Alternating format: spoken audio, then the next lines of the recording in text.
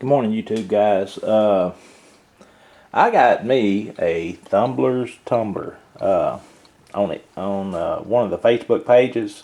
Met a nice guy on there on one of the reloading pages right there, and I've enjoyed meeting a lot of the guys on those reloader pages and stuff like that. I've never been cheated or anything on one of those pages, but he sold me this Thumblers Tumbler and shipped it. He said it was used, but man, I don't know when it was used. I even had to cut the straps off the cord there. He did replace just the regular old metal things with these knobs, and I had to purchase this elsewhere. You see right there where I got that. Got that pretty decent price. Plus they sent me a little small package of Lemi Shine. I just opened it up and dumped it into my box right there. I'm going to do some 223 brass. Now this brass here has been trimmed, cleaned, swatched, and it's been cleaned in Lemi Shine without a tumbler or anything like that. So it's really clean brass. It's not polished.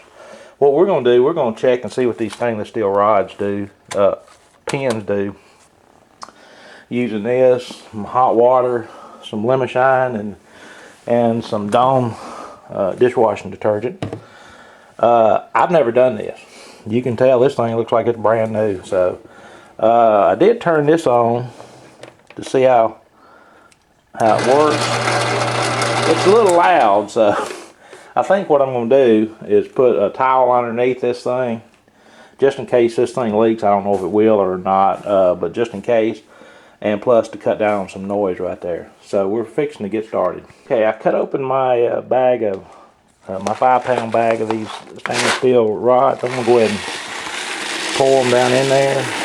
I don't think I'm gonna pour them all in there. I don't know if it'll put too much stress on that motor. We're gonna see what, I'm guessing roughly 4 pounds of this stuff. I may go back and add it on the next time I go around. Now that's in there. That's what they look like. Alright, I'm going to add water. This is hot water, and I'm going to get some more running right there, and I'm going to start adding some brass to it though. Let's see, where's my brass? Here we go.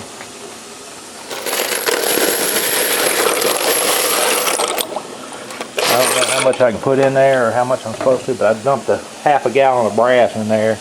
I don't know what that's, about 500 rounds or so. Alright, add some more water.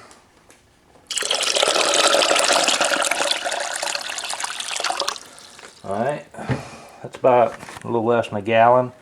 Add just a little Lemi Shine. I guess that's about enough. It don't take very much. And a dash of Dawn dishwashing detergent.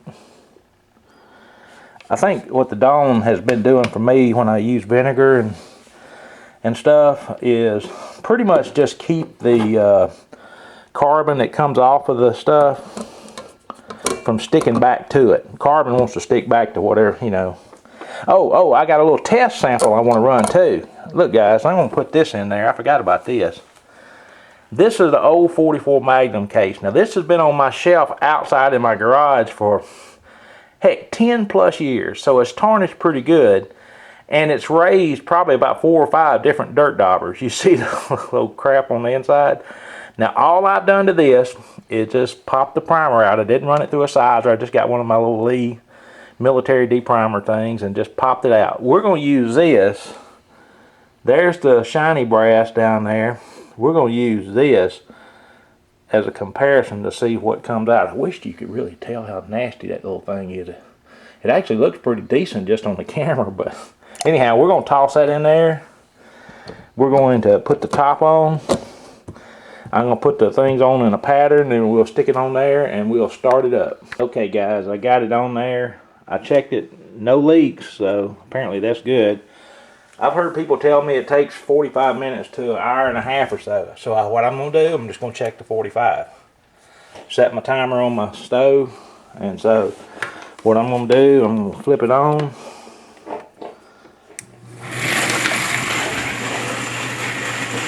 and we got this going, and so we will come back in 45 minutes.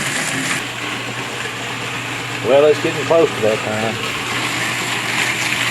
Still going. Motor's just a little warm. It doesn't bother to touch. Been no leaks. So I'm fixing to shut it off. This thing is loud. So hopefully it's going to do its job right there. I'll get the brass out and we'll take a look at it. Okay, I got the top off. As you can see, before I used it, it was solid black. Now you can see some of the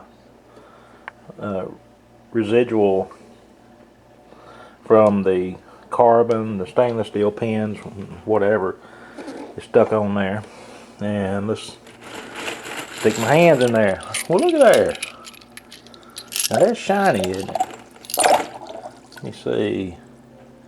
Primer pockets are pretty clean. They could, I guess it could run a little bit longer, but to me that's totally fine right there. I'm going to go through there and clean make sure I don't lose any pins on this stuff. You see them trying to get out up there on them edges. Alright, when I get them all cleaned up, dried up and everything, I will let y'all know. You can see how that carbon is sticking to my hands now. So you see it all floating in there. That's what was left on after it was clean, and now it's polished. Alright, I poured the stuff out and tried to separate it as best I could.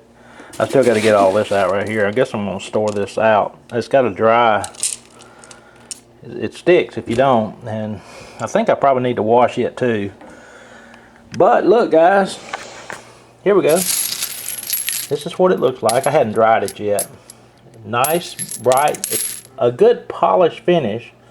The primer pockets are really clean. And you remember that piece of brass I showed you, that 44 Magnum? Look at this. This is 45 minutes.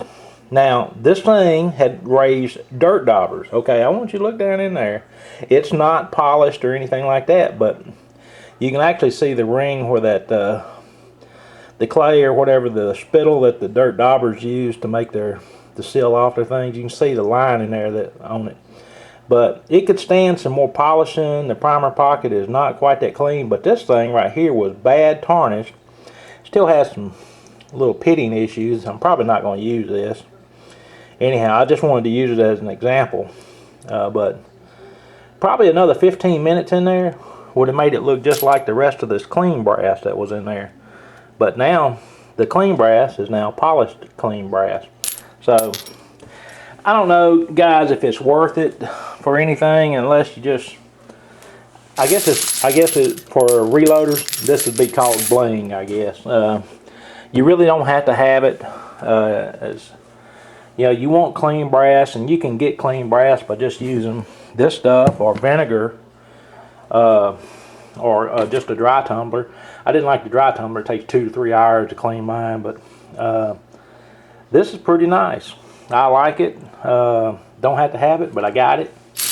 And if you guys want, I don't know any other method is going to get it this clean, this polished. There's a couple little spots in that case there where it didn't get the primer pocket, but that stuff there is clean.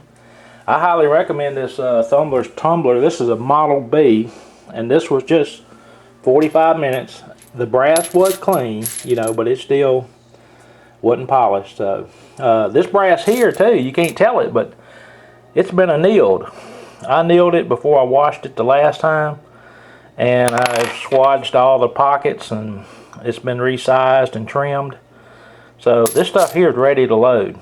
It's going to go on my Dillon 650. XL 650. So anyhow, if you guys like this, if it helped you, great. Give me a like, a response, subscribe to my channel. I got some other good reloading videos and stuff. At least I think I do anyhow. But thanks guys for watching. Bye.